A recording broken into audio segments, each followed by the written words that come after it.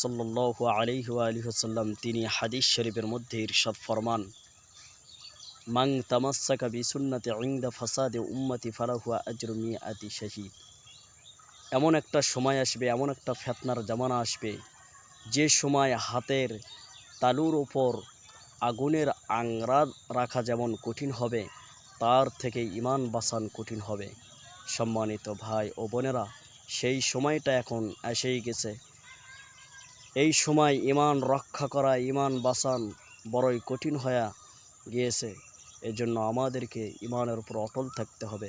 রাসূল করিম সাল্লাল্লাহু আলাইহি ওয়াসাল্লাম তিনি বলেন, ওই সময় আমার কোনো উম্মত যদি একটা সুন্নতের ওপর যদি আমল করে, একটা সুন্নত যদি আঁকড়ে ধরে, আল্লাহ রসুল সাল্লাল্লাহু আলাইহি ওয়াসাল্লাম বলেছেন, তারা আমল নামায় 100টা গলা কাটার শহীদের নেকি তারা আমল নামায় দিয়ে দেওয়া হবে। সুবহানাল্লাহ।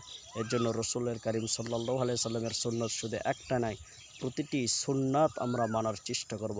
আল্লাহ তাআলা আমাদেরকে সকলকে কবুল করুন, আমিন।